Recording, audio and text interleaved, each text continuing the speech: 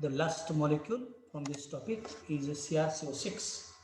Here, CrCO6, it can be named as the hexacarbonyl chromium. So, the name of this carbonyl is a hexacarbonyl chromium.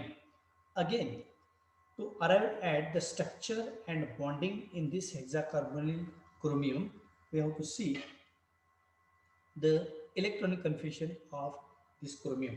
As we know, chromium is the 24th member of periodic table having the exceptional electronic configuration in terms of 3D and 4s, 4s1 and 3d5. According to above principle and Hunt's rule and Paul's exclusion principle, the electronic configuration should be 4s2 and 3d4, but to offer extra stability associated with completely half-filled electronic subshell, one of the electron that is promoted to 3D level. So the half-filled 3D orbit is there. Now the box diagram representation of this chromium. This is 3D, this is 4s, and this is 4p. 3D, 4s, 4p. 3D orbital containing 5 unpaired electrons, 4s containing only 1 electron. So this is a ground state electronic configuration of chromium. Now the excited state electronic configuration. What is the excited state electronic configuration? Because when 6 carbonyl groups with 2 electrons each, when they approach to the orbitals of this chromium, then what will happen? Just that we have to see. This is a 3D orbital, this is a 4s orbital, and this is a 4p orbital. When 6 carbonyl groups, they approach 2 electrons each for the formation of this hexacarbonyl chromium, then those electrons which are unpaired, they exert sufficient pressure and they pair off in the same energy level. That means this electron gets paired off here, this gets paired off here, and this electron gets paired off here. So this becomes like this. So total number of electrons are 5 plus 1, 6. So these 6 electrons occupy like this. So in ground state, we can observe that there are in all 6 unpaired electrons are there. But when 6 carbonyl groups, they approach 2 electrons each to the orbitals of chromium, they exert sufficient pressure and they pair off all the single electrons into same energy level, which makes available empty 3D orbitals. So these are the 2 d orbitals, 1 4s orbital and 3 4p orbitals. They undergo what is known as a d2 sp3 hybridization. And just now in the beginning we have seen the total number of orbitals to be made available by chromium are exactly equal to the total number of surrounding carbon groups. So 6 carbon groups are there. So chromium must vacate in all 6 empty orbitals, which are those 2 3D, 1 4s and 3 4p orbitals. They undergo D2 sp3 hybridization, which is exactly equal to the 6 carbon groups. Now, here, how to show the geometrical shape for this, that we have to study. As usual, chromium is present at the center. These are the carbon groups which can be shown as like this. These are the carbon groups. This is third. This is a fourth.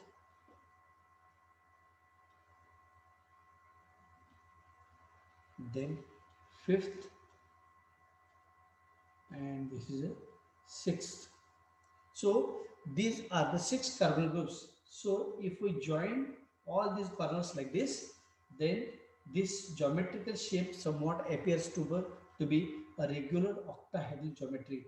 So in this case, we can see that this molecule, that is hexacarbonyl chromium, is having the octahedral geometry. And as per the recent concept of bonding, we can show the bonding as like this. This is 3D, 4s and 4p. 3D orbital containing in all 5 electrons which are singly occupied like this, 4s containing only 1 electron, and it is assumed that these two singly filled orbitals, that is 3D orbitals, two orbitals, one 4s and and 3 4p orbitals, they undergo sp3 hybridization, that is a d2 sp3 hybridization, amongst which 3 orbitals are half filled and 3 orbitals are empty. So these 3 half filled orbitals, they can form single bonds, single sigma covalent bonds, and these 3 orbitals, they can form a double covalent bonds with carbonyl groups. How can we show this? This can be shown as like this. This is central plus carbonyl, single bond with carbonyl group, again another single bond with carbonyl group, and the third bond with carbonyl group, and remaining 3 are double covalent bonds, which can be shown as like this. So this structure is again octahedral structure, where amongst 6 orbitals, 3 are single and 3 are double. So this geometry is known as again octahedral geometry. So these are the two structures which are almost same, where the hybridization is almost same, but the difference is that the second structure that we have studied is having 3 sigma bonds and 3 pi bonds. 3 double bonds are there, but in this structure, sigma bond and pi bond, that is a double covalent bonds, are there. So here, out of 6 carbon molecules, 3 carbon molecules link through covalent bonds, while the remaining 3 carbon groups, they link through double bonds, that is sigma and pi bonds. So in conclusion, if we want to represent this particular molecule, then CrCO6, here type of hybridization for chromium is a D2sp3, and the geometry is a octahedral geometry. Now, if you want to represent all the 3 molecules in a nutshell, then if we prepare a tabular form like this, the first column is a molecule, second column is the type of hybridization, and third column is a geometrical shape or geometry. First molecule that we have studied is a NiCO4. We know the type of hybridization is sp3 hybridization. Whenever there is a sp3 hybridization, the type of geometry is always a tetrahedral geometry. The second molecule that we have studied is a FeCO5. The type of hybridization is DsP3, and the geometrical shape is trigonal bipyramidal geometry. And third molecule we have studied is a CrCO6, where D2sp3 hybridization is there, and the geometrical shape is a octahedral geometry. So you should remember these 3 molecules, where the type of hybridization and the geometrical shape of all these molecules. So this is how we have completed the topic that is named as the organometallic compounds, where we have studied the IUPAC nomenclature. Secondly, we have seen certain electron deficient molecules, that is alkyl and aryl compounds of beryllium and aluminium. Then we have studied the mononuclear carbonyls, where EAN rule, that is effective atomic number rule, that we have studied.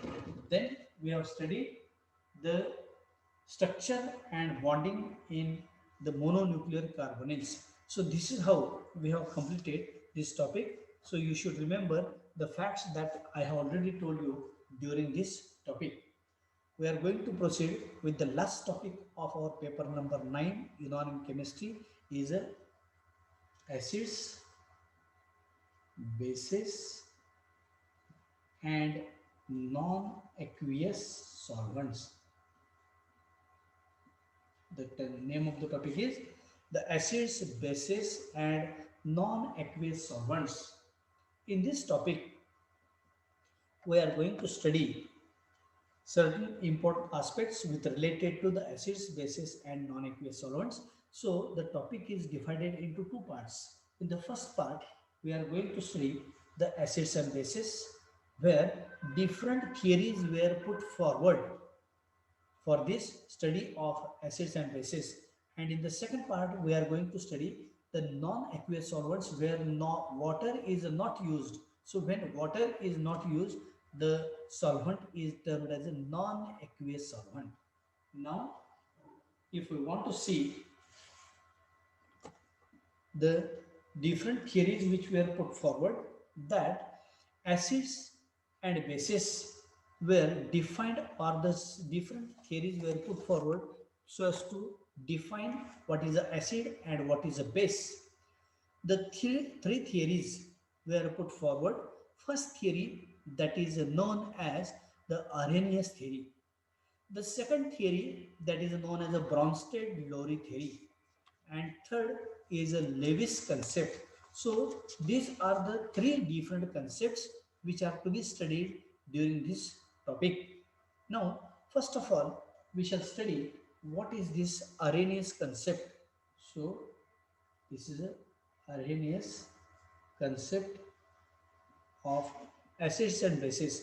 So if you listen very carefully and attentively, then these concepts are very easy to understand, because the concepts are which are put forward by different scientists, those are based upon the availability of protons or OH minus, that is hydroxyl groups, which are present, whether they dissociate or they gain or they accept the electrons. So the scientist named as Arrhenius, he has put forward one theory that is known as Arrhenius theory or Arrhenius concept of acids and bases, which was put forward in the year 1884. According to Arrhenius, he has defined the acids which are nothing but they can dissociate in water so as to produce H plus ions. So acids are those substances which dissociates in presence of water so as to produce H plus ions, and the bases are those compounds which can dissociate.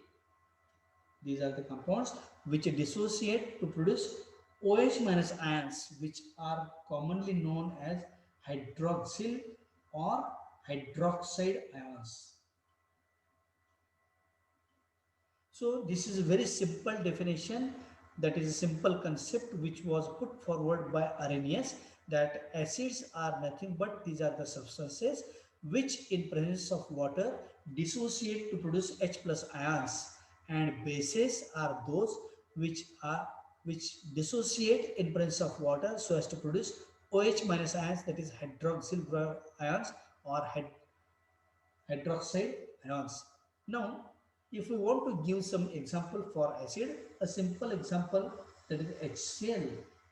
In presence of water, HCl can produce H plus and Cl minus, or sulfuric acid. In presence of water, it gives twice H plus plus SO4 2 minus. Here, HCl and H2SO4 are regarded as acids because they dissociate so as to produce H plus ions. So H plus ions are produced in presence of water and hence are known as the acids which can produce the H plus ions in presence of water. Now the bases are nothing but these can produce hydroxyl ions in presence of water. For example, if we consider NaOH in presence of water, it can produce Na plus plus OH minus. So again OH minus ion produced KOH in presence of water can produce K plus and OH minus. Now these are the dissociations of bases, namely sodium hydroxide and potassium hydroxide. They dissociate to produce OH minus ions and hence are known as the bases. So these are the acids and these are the bases which are on account of the dissociation in presence of water.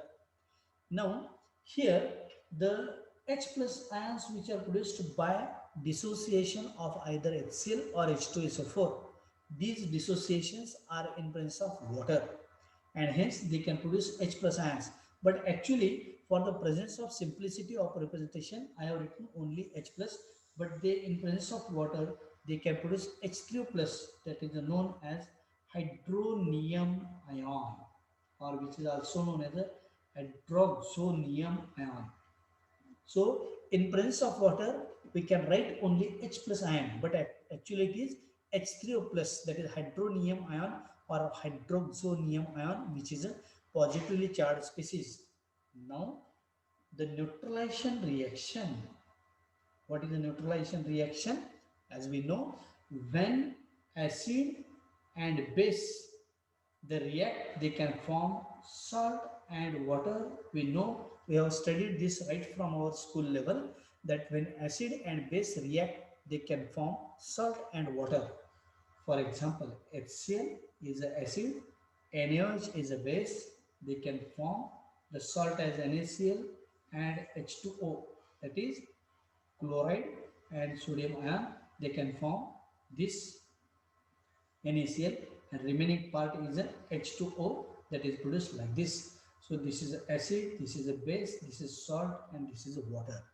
So the reaction between acid and base so as to form salt and water is known as a neutralization reaction. Now, in this neutralization reaction, as per ionic theory, HCl and NaOH, they exist in the form of ions. Hence, we can represent the same reaction as H plus, Cl minus, Na plus OH minus. This is the ionic form. We can show this as NaCl plus H2O, Na plus and Cl minus. So, this is according to the ionic theory. So, this is how the Arrhenius has put forward. What is the Arrhenius concept? Acids are those substances which dissociate in presence of water so as to produce H plus ions. Bases are those substances in presence of water they dissociate to form OH minus ions. And what is the neutralization reaction? The reaction between acid and base so as to form salt and water is known as the neutralization reaction. So this is all about the Arrhenius concept. Based on this Arrhenius concept, researches were going on, and later on Bronsted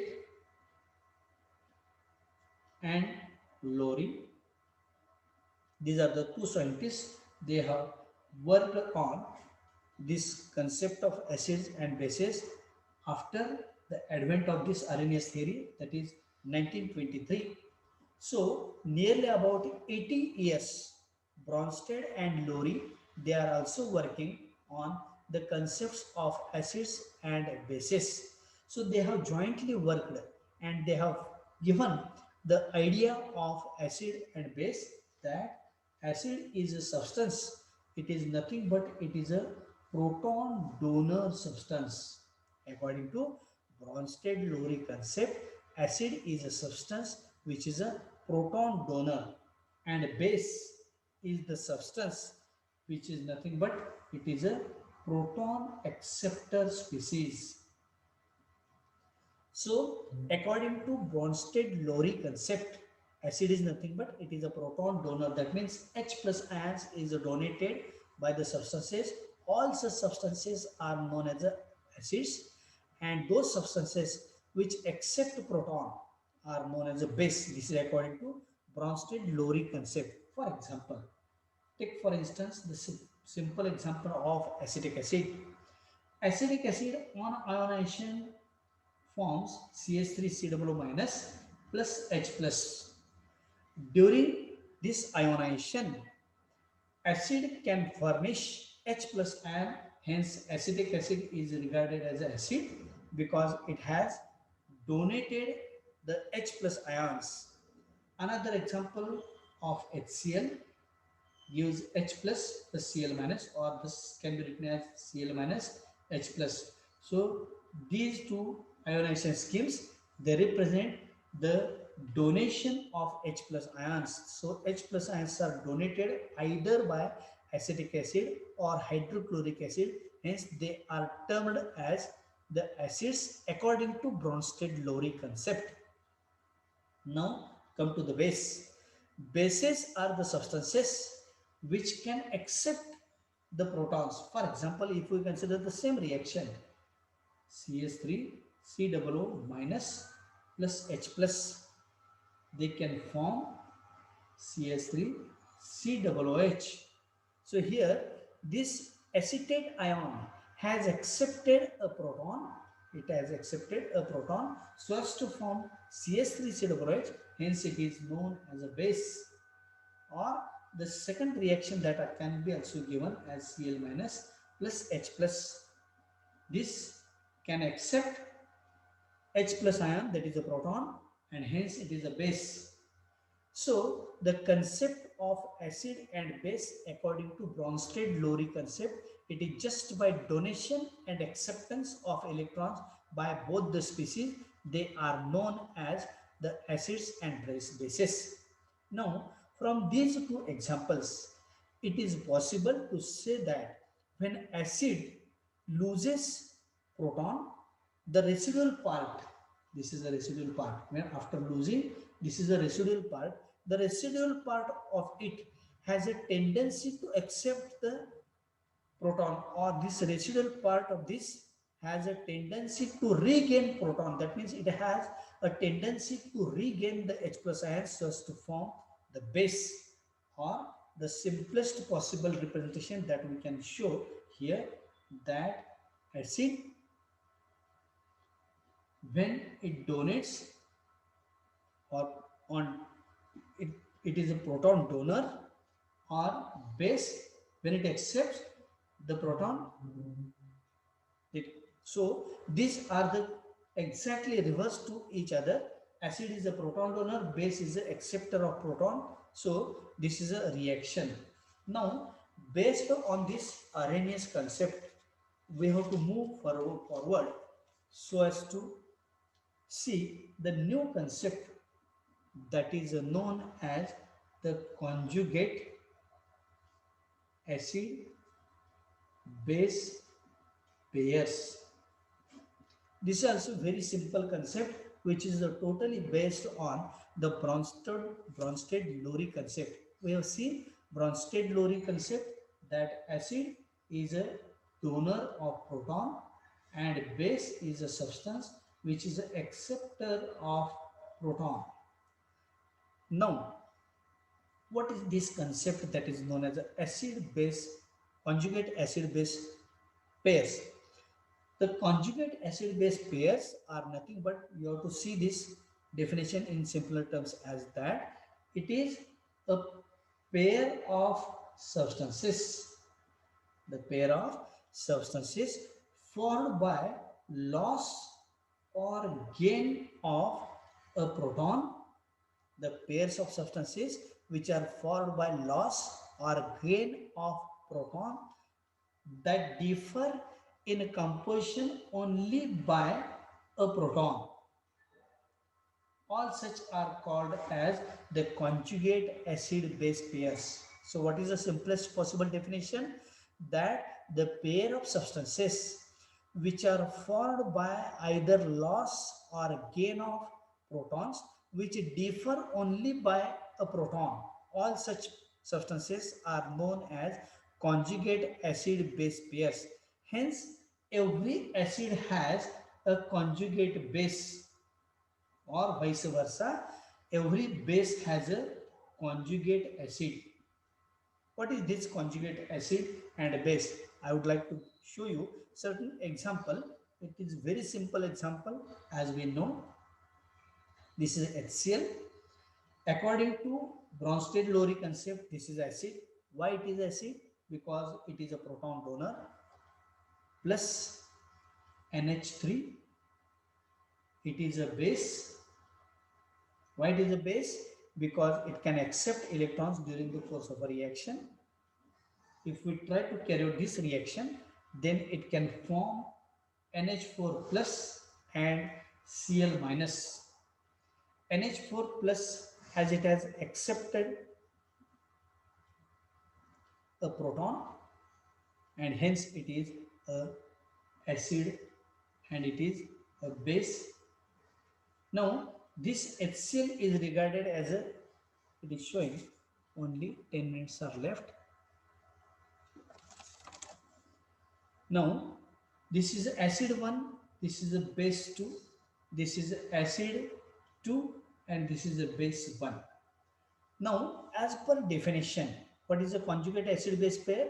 A pair of substances. Here I have shown certain pairs of substances. A pair of substances which are formed either by loss or gain of proton, which differ only by a proton, is known as a conjugate acid-base pair. Now, how can we exemplify? Here, this acid has a conjugate base as Cl minus. HCl has a conjugate base as Cl minus, and this NH3 has a conjugate acid as NH4 plus. What is this? Now here this is a, how this conjugate base is formed. This conjugate base is formed by donation of electrons or donation of a proton. So for this acid, the conjugate base that is formed by donating H plus ion, the H plus ions is donated by HCl, and hence it has produced a conjugate base. And how this has formed? Here, this conjugate acid, this is a conjugate acid that is formed by gaining a proton. See here, NH3 which has gained one electron, one proton, and it has formed NH4 plus. So this is a conjugate acid of this base, and this is a conjugate base of this acid. Now this conjugate base which is produced on donating the proton, it can form a conjugate acid. This can form a conjugate acid again by gaining H plus ion. So if we add a proton to this conjugate base, then it can form a HCl. So this is a conjugate acid. And how a conjugate base is formed from this? This is a conjugate base. It can form by donating a proton. By donating a proton. How can we show this? Say for example, there are two pairs of conjugate acids and bases. Which are those? One is a HCl and Cl. Another pair is a NH3 and NH4 plus. How HCl and Cl minus are produced? Just here, HCl can, after donation of a proton, it can form a Cl minus. So HCl is a acid and this is a conjugate base. When this conjugate base receives a proton, it can form a acid. So this is a one pair. Another pair is that NH3, when it gains a proton, it can form NH4 plus, or when this NH4 plus, how this NH4 plus? It is a conjugate acid, and when this conjugate acid donates a proton, it can produce a base. So this is a meaning of that every acid has a conjugate base. So HCl, the conjugate base is a Cl minus, which is formed on donation of a proton. Every base has a conjugate acid which is produced by accepting electron. The definition of base is nothing but by accepting or gaining a H plus ion. So this is how a conjugate acid base concept was put forward by Bronsted and Lowry. So today in this topic acids, bases, and non-aqueous solvents, we have seen some two concepts. One concept that we have studied,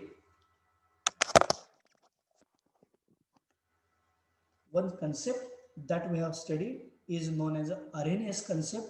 In this Arrhenius concept, we have seen that acid is a substance that dissociates to produce H plus ions in presence of water. A base is a substance which dissociates to produce OH minus ions in presence of water. This is according to Arrhenius concept. And the third point that we have studied is a concept of neutralization. In this neutralization concept, we have studied when acid and base they combine to form salt and water, it is known as the neutralization reaction. So this is according to the Arrhenius concept, where the dissociation of acid to produce H plus ion and dissociation of base so as to produce OH minus ions, that is hydroxyl ions or hydroxide ion. The second concept that we have studied is a Bronsted-Lowry concept. What is a Bronsted-Lowry concept? Which is based on only the proton transfer. This word is very important. This is known as a proton transfer theory, which was put forward in the year 1923. What is the acid? According to Bronsted-Lowry concept, that acid is a substance that donates a proton, that is H plus ion. The base is a substance that accepts a proton. Exactly a reverse definition is exhibited by the base. So acid is a proton donor, base is a proton accepted. So the example of which we have studied is a ionization of acetic acid, which on ionization donates H plus ion. And we have seen that during this ionization, that the residual part which is obtained, which has a tendency to regain the proton. So the residual part, that is CH3COO minus plus H plus, this species has a again tendency to accept the proton so as to form again a base. So there is a donation and acceptance or vice versa that gives rise to a Bronsted-Lowry concept of acid and base. We have also seen that the conjugate acid base pairs, so the pairs of substances which are formed by either loss or gain of electrons or loss or gain of a proton, that differ in composition only by a proton. That means there may be absence or gain of electron that leads to a conjugate acid and base, which are called as conjugate acid base pairs.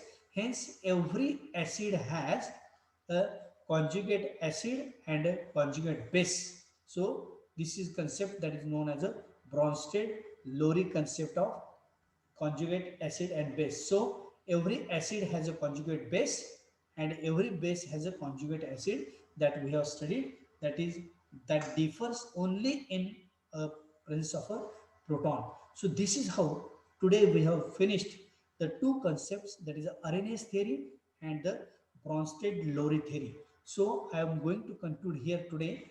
Tomorrow again we are going to meet at 8:50, where I shall continue with this topic with the new concept, that is the Lewis concept. The concepts are very easy to understand. The only point is that you have to listen very carefully and attentively. Then and then the concepts are very easy to understand. One more announcement, that tomorrow we are having two seminars on the same subject. So two students will deliver their subject on the same concept. So we can compare the seminars which are delivered by the two